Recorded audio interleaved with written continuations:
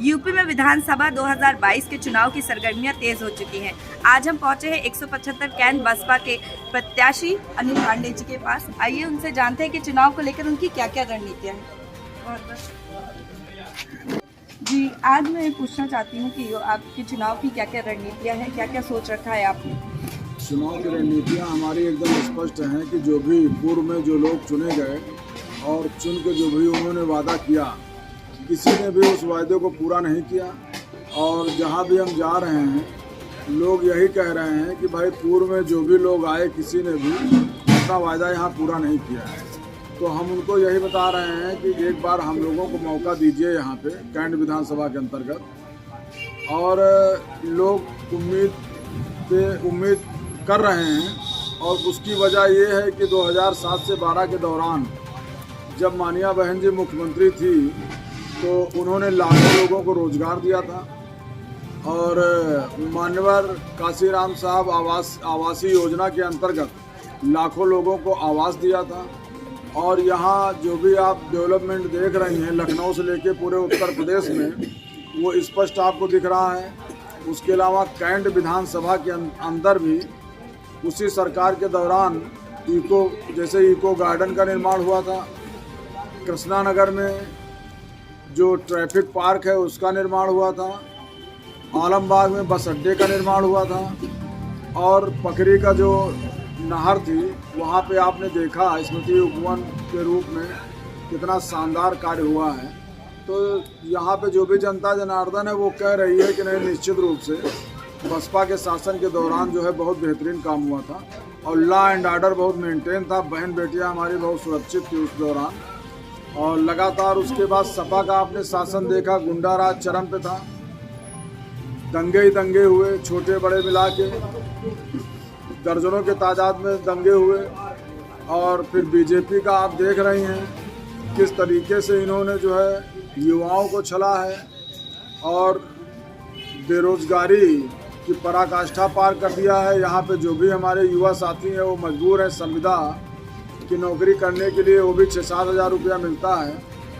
लोग तमाम हमारे युवा साथी अपनी डिग्रियां फाड़ने का काम कर रहे हैं कि डिग्रियां लेके हम करेंगे क्या, जब रोजी रोजगार ही हमको नहीं मिलेगा और जब निजीकरण ही सब हुआ जा रहा है तो हम करेंगे क्या। तो सभी लोग समझ रहे हैं कि सरकार जो भी यहाँ पे बैठे हैं वो लोग सरकार नहीं चला रहे हैं। जो भी व्यापारिक घराने हैं बड़े बड़े वो लोग सरकार चलाने का काम कर रहे हैं। और जब व्यापारिक घराने सरकार चलाने का काम करते हैं तो जो भी जनता के हित हैं वो कोसों दूर हो जाते हैं। इसी वजह से बहुजन समाज पार्टी इस बार 2022 में 5वीं बार बहन जी मुख्यमंत्री बनने जा रही हैं। और 2007 का जो मूवमेंट है वही करीब करीब दिख रहा है। मीडिया में बड़े बड़े लोगों द्वारा भले ही दिखाने में गुरेज किया जा रहा हो कि बसपा फाइट में नहीं है, लेकिन ज़मीनी हकीकत आप देख लीजिए, आपको खुद एहसास होगा कि सच्चाई क्या है। सर, मुद्दों की बात करें तो किन मुद्दों को लेकर आप जनता के पास जा रहे हैं और जिसके बिहाफ पे जनता पर भरोसा करे और आपको एक बार फिर से इस सत्ता पे आसीन करे आपकी पार्टी को? हमारा जो मुख्य मुद्दा है, सबसे पहले तो जो जलभराव है यहाँ की वो अहम समस्या है। जलभराव अहम समस्या है। और रोडे यहाँ पे अंदर की जो रोडे हैं, रोडे कम है, गड्ढे ज़्यादा हैं वहाँ पे। और हम लोगों से ये कह रहे हैं कि हम हर वार्ड में 2 जनप्रतिनिधि हम नियुक्त करेंगे चुने जाने के बाद। उसमें एक महिला होगी, एक पुरुष होगा, जिससे कि जो भी समस्या है उसका त्वरित निस्तारण हो सके। हर 2 वार्ड के बीच में हम अपने युवा जो हमारे साथी हैं, भाई बहन, उन लोगों के लिए हर 2 वार्ड के बीच में एक निःशुल्क प्रतियोगी परीक्षाओं के लिए एक कोचिंग का आयोजन करेंगे, जिससे कि सब लोगों को वहीं पे अच्छी से अच्छी शिक्षा मुहैया कराई जा सके। और सेमिनार बुला के हम लोग जो है यहाँ पे बड़ी बड़ी कंपनियों को आमंत्रित करके जो भी हमारे यहाँ प्रतिभाशाली छात्र जो हमारे भाई बहन हैं उनके लिए यहीं पे जॉब के जो भी सुअवसर हैं उनको उपलब्ध कराने का हम लोग प्रयास करेंगे। यूपी में जो भी राजनीति चलती है उसको कहते हैं जातिवाद की राजनीति ज़्यादा है। यहाँ पर लोग अपनी जाति विशेष को ध्यान में रखकर वोट देते हैं। तो आपको लगता है कि इस बार बीएसपी का चांसेस है फिर से? देखिए, बहुजन समाज पार्टी सर्वजन हिताय सर्वजन सुखाय की नीति पर चलती है। उसने हमेशा यही काम किया है। और जिसकी जितनी संख्या भारी उतनी उसकी भागीदारी। तो उस हिसाब से हमारी जो पार्टी है उस हिसाब से मतलब योजनाएं बनाती है, उसी हिसाब से काम करती है और सभी लोगों को, सर्व समाज को बढ़ चढ़कर हिस्सा मिलता है। और सभी लोगों को चाहे नौकरी हो, चाहे रोजी रोजगार जो भी हो, चाहे आवास हो, जिस तरीके जो भी चीज़ें हों वो ज़्यादा से ज़्यादा माननीय बहन जी द्वारा उपलब्ध कराने की कोशिश की जाती है। और जनता को पूर्ण विश्वास है कि बसपा ही ऐसी पार्टी है जो लोक लुभावन बातें नहीं करती है लेकिन उससे 1000 गुना ज़्यादा काम करके दिखाती है।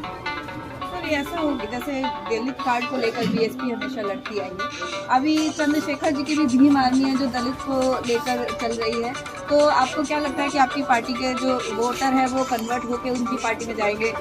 देखिए, चंद्रशेखर जी को यहाँ पे कोई भी व्यक्ति नेता मानने को राजी नहीं है। उनका जो भी असली चेहरा है सबके सामने है। वो बीजेपी के एजेंडे पर काम करते हैं और बीजेपी के इशारे पर ही तमाम बार कोशिश करके कि किस तरीके से जो भी बीजेपी कहती है उसी का अनुरूप वो कार्य करते हैं। इसलिए कोई भी उनको एक्सेप्ट नहीं करता है, कोई भी उनकी स्वीकारता नहीं है। बहुत विपरीत परिस्थितियां इस बार चुनाव प्रचार के लिए, तो क्या आपको लगता है कि चुनाव प्रचार पर कुछ असर पड़ रहा है? क्योंकि कोरोना है, ओमिक्रॉन का डर है, तो बड़े ज़्यादा पैमाने पर प्रचार प्रसार नहीं हो पा रहा है। देखिए, आपको हम बता दें कि हमारी जो कैंट विधानसभा है यहाँ पे बीजेपी ने जिस पर भरोसा करके यहाँ पे लाए हैं, और इसलिए लाए गए हैं चूँकि मध्य विधानसभा में 5 साल रहे, 5 साल वो मंत्री रहे और किसी का कोई भी काम नहीं किए। जब कोई काम करता है तो उसको ज़रूरत नहीं होती है सीट चेंज करने की। सीट आदमी तभी बदलता है जब काम नहीं करता है। कैंट की जनता है, सम्मानित जनता सब जानती है कि जब तुम मध्य के नहीं हुए तो कैंट के क्या हो गए। तो यहाँ पे जनता उनको उखाड़ फेंकेगी। दूसरा जो आपने सवाल किया कि कोरोना के गाइडलाइन में किस तरीके से आप प्रचार कर रहे हैं, तो बहुजन समाज पार्टी कोविड के जो भी गाइडलाइन है उनको पूरा पालन करते हुए प्रचार कर रही है। लेकिन जो भी अन्य दल हैं जिसमें मुख्य जो बीजेपी है, जो भी बीजेपी के प्रत्याशी हैं यहाँ पे आप देख लीजिए 100 लोग 150 लोग लेके चल रहे हैं। और हम ये कहना चाहते हैं कि वायु श्रेणी सुरक्षा वो अभी लेके चल रहे हैं लगातार। तो जनता उनसे क्या बात कर पाएगी, अपनी क्या समस्या कह पाएगी? कुछ कह ही नहीं पाएगी जनता उनसे। इसलिए जनता से हम यही अपील करते हैं आप लोगों से कि आप अपने बीच को, अपने यहीं स्थानीय प्रत्याशी को अपनी सेवा का अवसर दीजिए और आप एक बार बहुजन समाज पार्टी पर, यहाँ पे अपने भाई पर एक बार जो है मौका सबको मिलना चाहिए, मौका दीजिए। धन्यवाद।